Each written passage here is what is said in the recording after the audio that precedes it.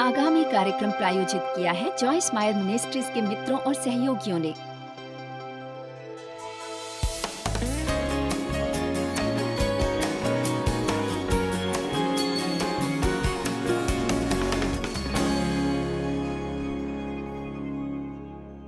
ऐसा समय भी आता है जब हमें चीजों से दूर होना चाहिए।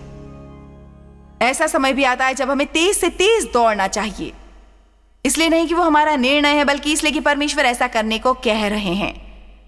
और हम क्या करते हैं, हम उन जगहों से भागने लगते हैं जहां परमेश्वर चाहता है कि हम टिके रहें, और हम उन जगह रहने लगते हैं जहां से वो भागने को कहते हैं। क्या कोई कहेगा आमीन? ठीक है, परमेश्वर की आशीष है। मैं उस आदमी के साथ जुड़ी नहीं रहना चाहती जिससे मैंने शादी की है।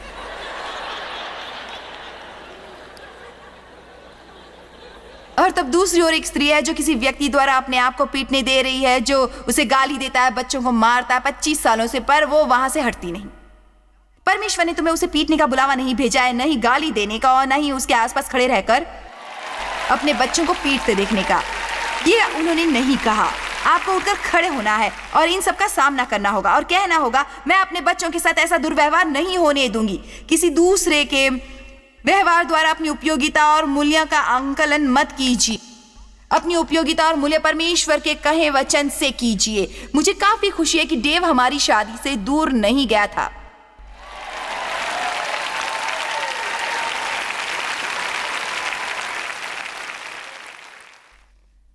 शुरुआती दिनों में यकीन मानिए मैं ऐसे लोगों से नहीं जो किसी को अपने से दूर जाने दे, बिल्कुल भी नहीं। यह अच्छा नहीं था, पर वो जानता था परमेश्वर उसे रोकना चाहते हैं। कई बार परमेश्वर किसी और के लिए आपके जीवन का उपयोग करना चाहते हैं, और वो ज्यादा आकर्षण नहीं और ना ही वो इतना सहज हो सकता है, लेकिन उन्हें किसी की जरूरत है यीशु को दिखाने की। चलिए भी, अब आवश्यकता है किसी के डट कर खड़े होने की और प्रभु के मोक्ष पाने की, जो वो आपके लिए करेंगे। आपके वहां सिर्फ खड़े रहने की जरूरत है। वहां से कहीं मत जाइए जहां तक परमेश्वर जाने को ना कहे। गिरजे को न छोड़े जब तक परमेश्वर न चाहे। नौकरी न छोड़े जब तक परमेश्वर न कहे। हम सब जानते परमेश्वर ने अब्राहम को जो कहा, उसका ब्यौरा है उत्पत्ति 12 में। अपने देश और कुटुंबियों और अपने पिता के घर को छोड़कर उस देश चला जा जो मैं तुझे दिखाऊंगा। मेरा मतलब परमेश्वर ने उसे नहीं बताया कि उसे कहां जाना था। उसका तनिक सा इशारा भी नहीं किया, सिर्फ कहा जाओ। परमेश्वर ने अब्राहम को ऐसा करने को क्यों कहा?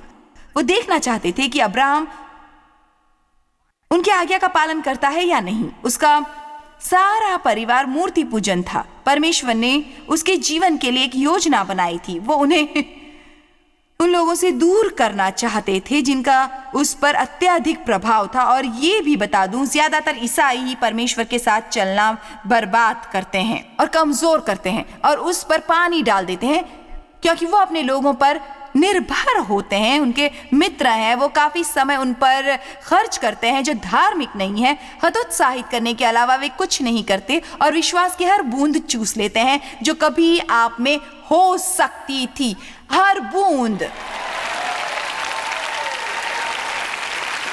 और मैं आपको बता रही हूं, यदि परमेश्वर आपसे कह रहे हैं कि आपको अपने कुछ मित्रों से दूर जाने की जरूरत है, भले ही वो आपके कुटुंबी हों, यदि वो आपको रोकने का प्रयास कर रहे हैं, कभी कभी आपको सौजन्यवश किसी के साथ समय बिताना पड़ता है, पर उनके साथ हमेशा बने रहने के विचार से आपको दूर भागना चाहिए। समझ आ रहा है मैं आपसे क्या कह रही हूं? मुझे सभी लोगों से दूर जाना था जब मुझे परमेश्वर का बुलावा आया, क्योंकि किसी ने मुझ पर विश्वास नहीं किया। मेरे पति ने विश्वास किया और मेरे एक मित्र ने मुझ पर विश्वास किया। मुझ पर लोग हंस रहे थे। लोगों को लगा मैं सनक गई हूं। हमें गिरजा छोड़ने के लिए कहा गया। हमने अपने मित्रों को खो दिया। पार्टियों में जाने के निमंत्रण आने बंद हो गए। मैं सिर्फ वही कर रही थी जो परमेश्वर मुझे करने को कह रहे थे। मुझे समझ में नहीं आया। मैंने सोचा, मेरा मतलब मेरे लिए ये बेहद भ्रमित करने वाला था, पर मैं उन कुछ अच्छी चीजों से भी एक जो मेरे पास हुई, क्योंकि जब आपके साथ कोई नहीं होता तो परमेश्वर को अच्छे से जानने लगते हैं आप।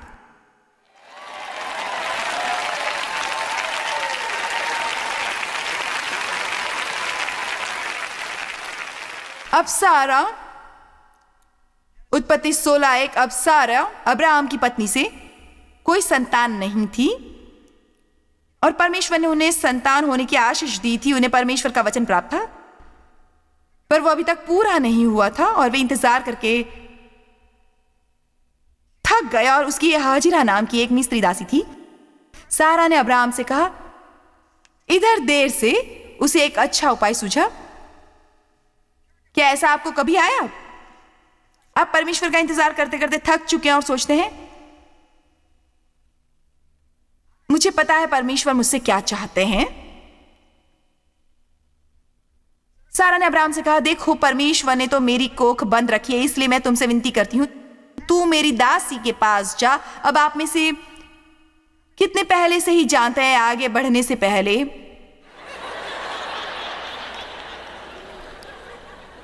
इसे करने के लिए बहुत बड़े दिमाग की आवश्यकता होती है।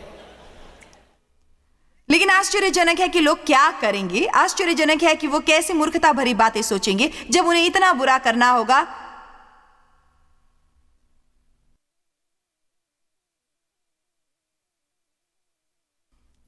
जानते, वो एक चीज लालसा बन सकती है। लालसा सिर्फ यौन पाप नहीं है। आप सेवकाई के बाद लालसा कर सकते हैं, पूजा नेता होने के बावजूद आप लालसा कर सकते हैं, आप एक घर के लिए लालसा कर सकते हैं, या एक कार, या एक पद, या किसी विशिष्ट सामाजिक समूह में शामिल होने के लिए। क्या आप बता सकते हैं आपके जीवन में क्या लालसा कब उठी थी, कब आप कुछ बुरी तरह से चाहते थे?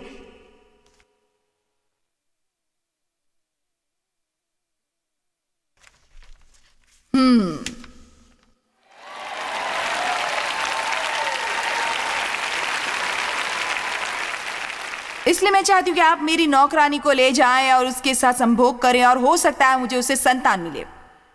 और उसके बाद कुछ इस तरह से हुआ कि अब्राहम ने सारे की बात मान ली। उसने जो किया वो सारे से भी अवाक कर देने वाला था। चलिए भी हमारे लिए खड़े हो जाइए जब जरूरत हो। सुना आपने, मैंने कहा खड़े हो जाइए जरूरत पड़ने पर। इसे एक प्यारे सम्मानजनक तरीके से कीजिए, परंतु महिलाएं अधिक भावुक होती हैं और आप लोग चतुर और बुद्धिमान लोगों में से हैं। तो सारे अब्राहम की पत्नी अपनी दासी हाजिरा को, मैं आयत 3 उत्पत्ति 16 पर हूं। अब्राहम को कनान देश में रहते 10 वर्ष बीत चुके थे। उसने बात मान ली और सारे ने दासी को दे दिया कि वो उसकी पत्नी हो। और वो हाजिरा के पास गया और वो गर्भवती हुई। जब उसने जाना कि वो गर्भवती है, तब वो अपनी स्वामिनी को तुच्छ दृष्टि से देखने लगी। अब मैंने यहां लिखा है रवैया। उसका रवैया फौरन बदल गया। आपने सुना मैं क्या कह रही हूं? रवैया, मनोवृत्ति। उसका रवैया फौरन बदल गया। ना ना ना ना ना, मैं गर्भवती हूं और तुम गर्भवती नहीं हो सकती। ना ना ना ना ना ना। अंदाजा लगाया अब्राहम किससे प्रेम करेगा? क्या सारा? ये कहानी मुझे विस्मित कर देती है। तो सारे अब उसी द्वारा पैदा की गई परिस्थिति उसे पसंद नहीं है। तब सारे अब्राहम के पास गए और कहा, जो मुझ पर उपद्रव हुआ वो तेरे ही सर पर हो। मैंने अपनी दासी को तेरी पत्नी कर दिया, और जब उसने देखा कि वो गर्भवती है तो मुझे तुच्छ समझने लगी। इसलिए परमेश्वर तेरे और मेरे बीच न्याय करे। खैर, अब्राहम ने उसकी बात उसी पर थोप दी। उसने कहा, और अब्राहम ने सारे से कहा, देख तेरी दासी तेरे वश में है, तुझे जो भला लगे वैसे ही कर। यह कहकर उसने अपने हाथ झाड़ लिए। वो इस बारे में और कुछ नहीं करता था। और तब सारे उसको दुख देने लगी, उसे दुख देने लगी, और वो उसके सामने से भाग गई। सब कहे वो भाग गई, वो भाग गई। तब परमेश्वर के दूत ने उसको जंगल के मार्ग पर जल के एक स्रोत के पास जाकर कहा, हमेशा लोग जहां जाते हैं जब वे भागते हैं। मैं उनके बारे में आपको बहुत कुछ बताने जा रही हूं। मैं चकित थी जब मैंने ये देखा, हर समय कोई ना कोई हालात से भागता है और वो जंगल में पहुंच जाता है। यदि आप सारी उम्र जंगल में ही गुजारना चाहते हैं तो हालात से भागते रहिए, पर यदि आप जंगल से बाहर आना चाहते हैं और वचन भूमि पर रहना चाहते हैं, आपको मुद्दों का सामना करना होगा। पर परमेश्वर के दूत ने उसको जंगल से शूर के मार्ग पर चल के एक सोते के पास पाया। उसने उससे कहा, तू कहां से आती है और कहां को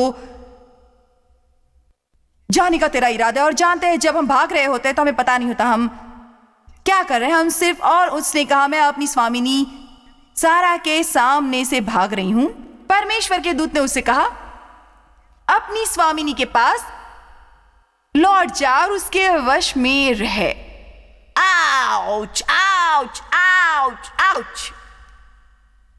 हे परमेश्वर, मैं स्थानों पर रही हूं जहां मुझे लगा कि मेरे साथ अच्छा व्यवहार नहीं हो रहा था। वास्तव में बात यह है, मेरे साथ वही अच्छा व्यवहार नहीं हो रहा था जहां भुगतान अच्छा नहीं था, स्थान जहां मुझे आदर नहीं मिल रहा था, स्थान जहां मुझे उपयुक्त सराहना नहीं मिल रही थी, और वहां से जाना चाहती थी। मैं आपको बता नहीं पाऊंगी कि मैं किस चीज से भाग रही थी। मैं अपनी सेवकाई शुरू करना चाहती थी, मैं यही करना चाहती थी। और परमेश्वर ने कहा, तुम भागो मत, तुम यहां रहो। और आप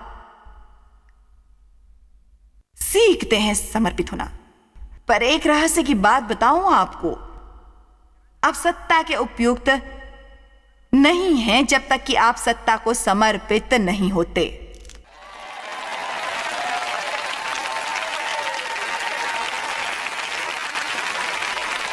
जब परमेश्वर कहते हैं कि आपका रवैया खराब है और आप किसी और पर दोष मढ़ देते हैं बनस्पत परमेश्वर के साथ कर्म करने के, परमेश्वर जो करना चाहते हैं आप उससे भाग रहे हैं, आप अपने जीवन में गूटा गाड़ रहे हैं और आप कहीं भी पहुंच नहीं पाएंगे, क्योंकि आप आसपास के जंगल में और 5 साल भागते रहते हैं।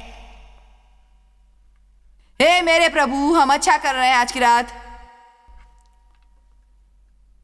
उपस्थित लोग बहुत अच्छे हैं, बिल्डिंग छोड़कर कोई भी नहीं गया।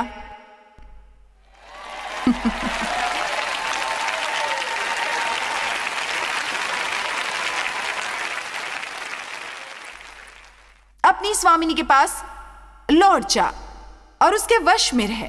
परमेश्वर क्या मेरे साथ उसका व्यवहार नहीं देखता? और आपको बताने मुझे वापस यहां जाना है जहां से उसे जोड़ा जा रहा है किसी भी चीज से किसी भी चीज से भागिए मत जब तक परमेश्वर न कहे।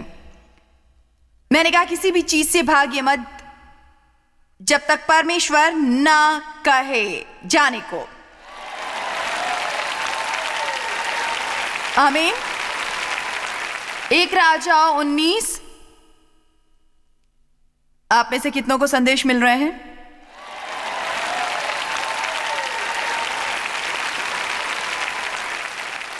पता है इसका मतलब यह है कि स्वयं मरना,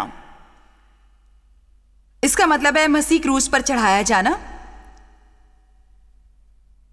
यह वही है जिसके बारे में प्राचीन संत बातें करते थे जब वो आपका क्रॉस उठाकर पार ले जाते थे। हम शारीरिक क्रूसी फिक्शन के बारे में ज्यादा कुछ नहीं सिखाते, पर मैं इसे थोड़ा बहुत सिखाती हूं, लेकिन पेड़ वाले क्रॉस पर नहीं पाए जाते। अगर आप पेड़ वाला क्रॉस ढूंढ रहे हैं तो आप उसमें से एक भी नहीं पाएंगे। मैं चाहती हूं कि मेरा कहा याद रखें, शुक्रवार हमेशा रविवार से पहला आता है। हर कोई पुनर्जीवन चाहता है पर वो उसे मिलता नहीं जब तक कि परमेश्वर को आप अपने भीतर काम नहीं करने देती। हाजिरा को परमेश्वर ने वापस क्यों भेजा?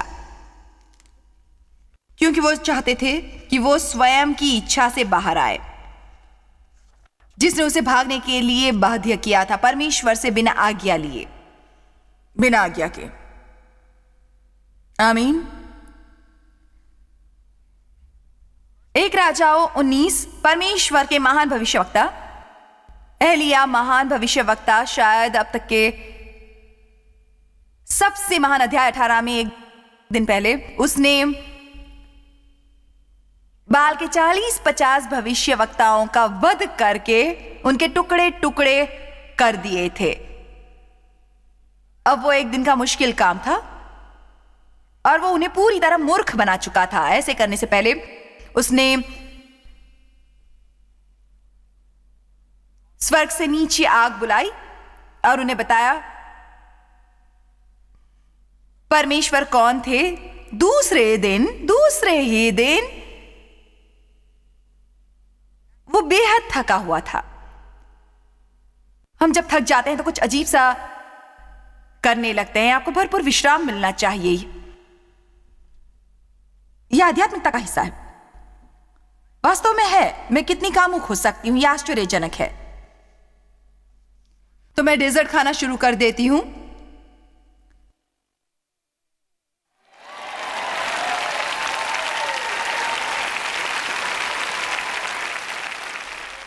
मैं यहां 8 संदेशों के बीच में हूं। अध्याय 19 आयत 1। अहाब ने इजाबेल को एलिया के सब काम विस्तार से बताया कि उसने सब नबियों को तलवार से कैसे मार देना है। तब इजाबेल ने एलिया के पास एक दूत द्वारा कहलवा भेजा, यदि मैं कल इसी समय तेरा प्राण उनका सा कर न डालूं तो देवताओं मेरे साथ वैसा ही वरन उससे भी अधिक करें। ये देख, एलिया अपना प्राण लेकर भागा। इसका मतलब वो भागा और यहूदा के बशेबा को पहुंचकर अपने सेवकों को वहीं छोड़ दिया। पर वो स्वयं एक दिन के मार्ग पर पहुंच गया था। एक दिन के मार्ग पर।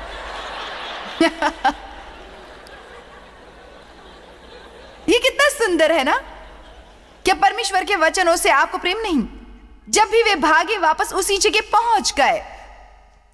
वो जंगल में एक भाऊ के पेड़ के तले बैठ गया और उसने ये कहकर अपनी मृत्यु मांगी, है परमेश्वर, बस है, मेरे प्राण ले ले। अध्याय 9। और वहां से वो एक गुफा में जाकर टिका और परमेश्वर का वचन उसके पास पहुंचा, तुम यहां क्या कर रहे हो? 13। ये सुनते ही एलिया बाहर आकर गुफा में द्वार पर खड़ा हो गया। फिर एक शब्द उसे सुनाई दिया, है एलिया, तेरा यहां क्या काम? आयत 15। और परमेश्वर ने उससे कहा, लौटकर दशमिश के जंगल में जा और वहां पहुंचकर आराम का राजा होने के लिए इज़राइल का और इज़राइल का राजा होने को निमशी के पोते येहू का और अपने स्थान पर नबी के होने के लिए शापात के पुत्र एलीशा का अभिषेक करना। खैर, मेरा यकीन है कि यह आपको सीधा कर देगा। परमेश्वर ने कहा, वापस चले जाओ और नबी का काम करो, नए राजा का अभिषेक करो, अपने स्थान पर नबी होने के लिए अभिषेक करो, उसे सिखाना शुरू करो। तुम यहां क्या कर रहे हो? परमेश्वर ने मेरे साथ 1 साल तक पेश आए ताकि मैं गिरजा छोड़कर बाहर आ जाऊं अपनी सेवकाई तक।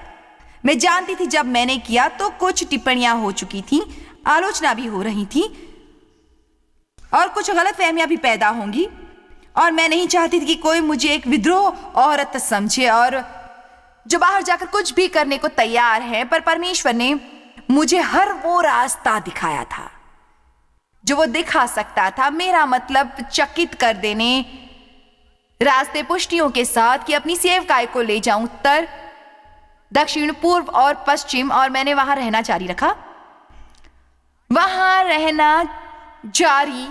रखा। एक रात मैं गिरजा में बैठी हुई थी और शायद मेरे विचार से मेरी सीट तकरीबन वही थी जहां नीचे वो सुंदर महिला बैठी हुई थी।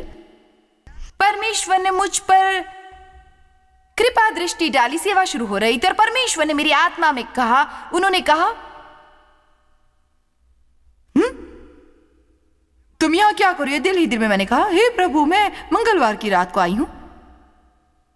मैं मंगलवार की रात को यहीं करती हूं। और जानते हो उसने मुझसे क्या कहा? तुम्हारी यहां जरूरत नहीं और वहां प्लेटफॉर्म पर बैठे आदमी को देखने की। मैं चाहता हूं कि तुम बाहर निकलो और वो करो जिस काम के लिए मैंने तुम्हें बुलाया है।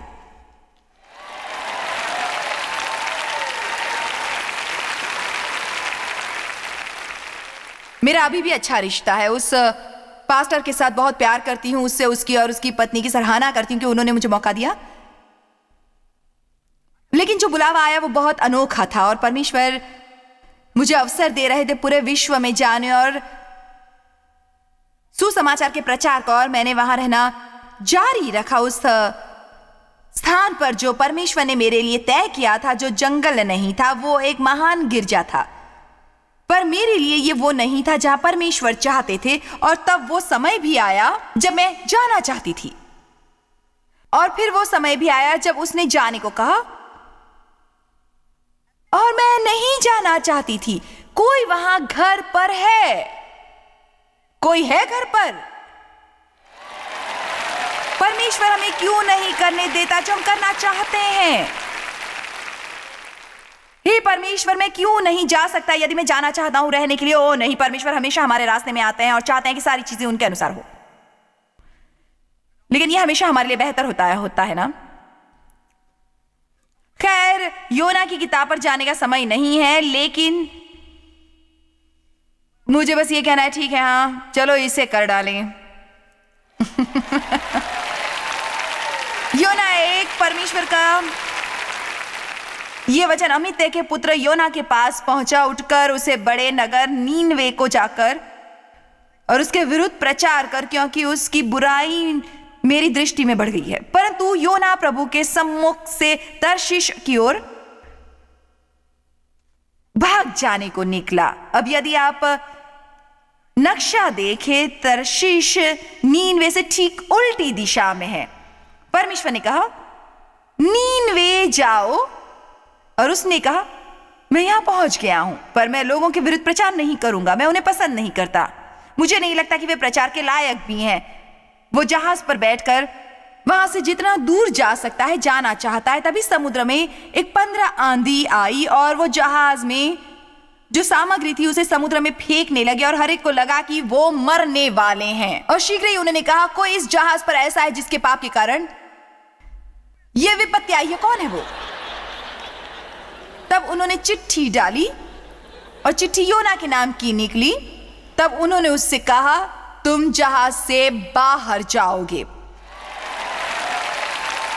उन्होंने उसे समुद्र में फेंक दिया और तुरंत आंधी शांत हो गई।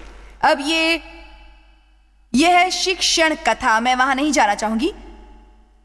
मुझे बस यह कहना है कि हर स्टॉप पर बस से अक्सर कोई ना कोई उतरता रहता है।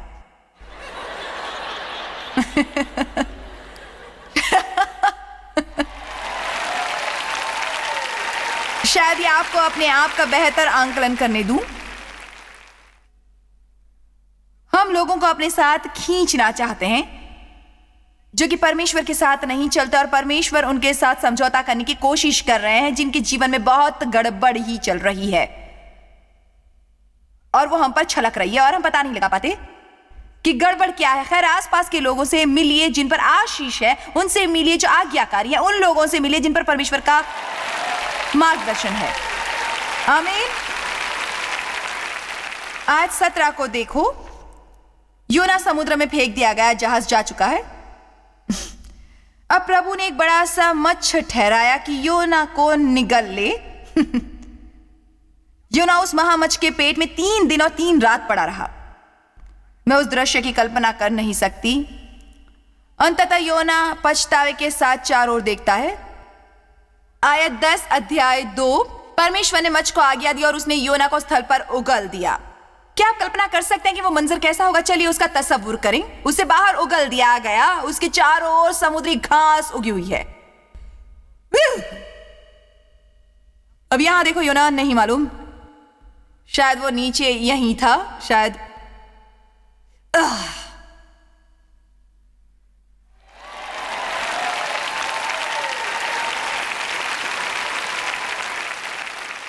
अब इसे देखिए।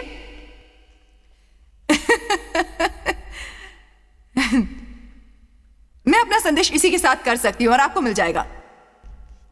अध्याय 3 आयत 1। तब परमेश्वर का वचन दूसरी बार योना के पास पहुंचा, यह कहते हुए कि उठ और निनवे जा।